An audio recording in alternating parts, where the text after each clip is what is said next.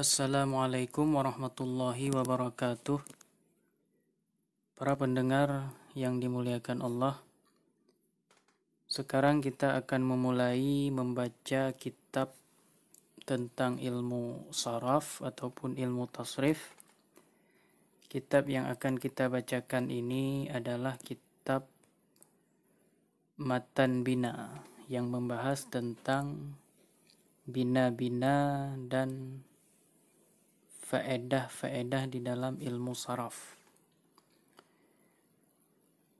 Jadi ini adalah bacaan yang pertama dan kita akan terus melanjutkan hingga akhir tamat daripada kitab ini. Jadi untuk para pendengar yang ingin mendengar pelajaran ini hingga akhir, mohon untuk terus mengikuti channel ini agar kita semua bisa sama-sama belajar tentang ilmu saraf. Dan apabila ada pertanyaan ataupun yang kurang dipahami, boleh ditanyakan kepada email yang ada di deskripsi, yaitu dengan cara mengirim email ataupun bisa dengan mengomentari di kolom komentar dan juga bisa masuk ke dalam grup WhatsApp yang ada di deskripsi di bawah. Langsung saja kita mulai. A'udzubillahi minasyaitonirrajim. Bismillahirrahmanirrahim. Allahumma salli wa sallim ala sayyidina Muhammadin wa ala alihi wa sahbihi ajma'in. Rabbi shrah li sadri wa yassir li amri wahlul 'uqdatam min lisani yafqahu qawli. Bismillahirrahmanirrahim. I'lam anna abwab at-tasrifi 35 baban. Sittatun minha lithulathil mujarradi. I'lam, ketahuilah olehmu, anna abwab at-tasrifi, bahwa sungguh bab-bab di dalam tasrif, 35 baban, itu ada 35 bab. Sittatun minha lisulasil mujarradi, 6 daripadanya 35 bab ini sebagai sulasi mujarrad. Jadi untuk kali pertama ini, untuk pembelajaran yang pertama yang perlu kita ingat bahwa bab-bab yang ada di dalam ilmu saraf, di dalam ilmu tasrif ini ada 35 bab. Kemudian daripada 35 bab ini, di antaranya ada 6 bab yang menjelaskan tentang sulasi mujarrad. Jadi asalnya di dalam tasrif ada 35 bab. Kemudian daripada 35 bab ini 6 bab sebagai sulasi mujarrad. Kemudian apa yang dimaksud dengan sulasi mujarrad? Sulasi mujarrad ini adalah fiil-fiil yang huruf asalnya, huruf aslinya itu ada 3 huruf. Sulasi mujarrad adalah huruf aslinya itu ada 3 huruf. Misalnya fa'ala, yang dilihatnya adalah pada fiil madhi. Yang menjadi huruf asalnya 3, contohnya seperti fa'ala, ataupun seperti daraba, ataupun wathaba misalnya, ataupun halaka, ataupun malaka, dan sebagainya. Jadi sekali lagi yang dimaksud dengan sulasi mujarrad itu adalah huruf asalnya itu ada 3 huruf semata-mata. Kemudian langsung kita lanjutkan ke dalam bab yang pertama. Jadi bab yang akan kita lanjutkan ini bab yang pertama daripada 6 bab sulasi mujarrad. Nah, ini sulasi mujarad ada 6, yaitu yang akan kita bahas sekarang. Yang pertama, al-babul awwalu fa'ala yaf'ulu. Bab yang pertama daripada sulasi mujarad adalah wazannya mempunyai wazan fa'ala yaf'ulu. Al-babul awwalu, bermula bab yang pertama, fa'ala yaf'ulu. Mauzunuhu, bermula timbangannya fa'ala yaf'ulu, yaitu nasara yansuru. Nah, jadi nasara yansuru ini timbangannya sama dengan fa'ala yaf'ulu.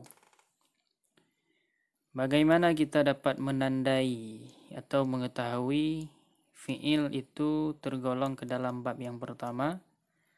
Cara menandainya adalah wa alamatuhu, dan bermula tandanya bab yang pertama ayyakuna ainu fi'lihi, bahwa adalah ain fi'ilnya maftuhan, itu yang difatahkan. Di mana difatahkan? Fil madhi, pada fi'il madhi. Jadi tandanya untuk yang pertama, kita dapat menandai bahwa fi'il madhinya itu berbaris fathah. Nah, fi'il madhinya berbaris fathah, yaitu pada huruf ainnya. Nah, pada huruf ain yang ada fi'il madhinya itu difathahkan. Nah, apa yang dimaksud dengan pada ainnya? Yaitu pada kalau kita bandingkan dengan fa'ala yaf'ulu. Jadi yang menjadi ain fi'ilnya di sini adalah ini, ain fi'il. Ain. Kemudian pada yaf'ulu ini ain fi'ilnya. Ya, jadi cara kita menandainya, pada ain fi'il madhinya itu berbaris fathah. Nah, ain fi'ilnya berbaris fathah. Kemudian pada fi'il mudhari'nya wa madhmuman fil mudhari'i, ain fi'il mudhari'nya itu berbaris dhammah.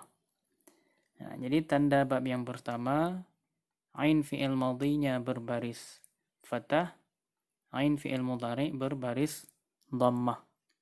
Nah, begitu juga kalau kita lihat pada nasara yansuru. Jadi pada nasara yansuru ini yang menjadi ain fi'il di sini adalah huruf shad.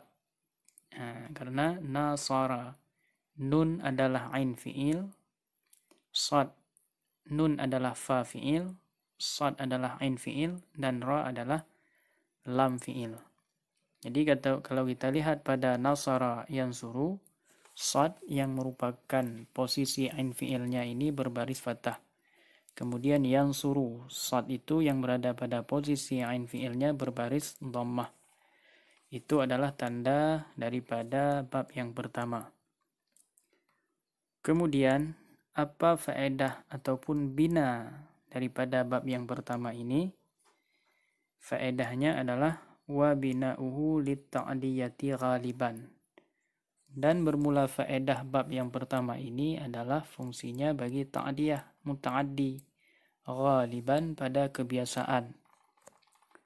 Waqad yakunu laziman, dan kadang-kadang ada ia itu lazim. Jadi faedah bab yang pertama, bab fa'ala yaf'ulu ini ada dua. Kebiasaannya, kebanyakannya adalah dia muta'addi. Kadang-kadang dia juga berfaedah sebagai lazim. Nah, jadi mana contoh daripada muta'addi? Mithalul muta'addi nahu nasara zaidun amran.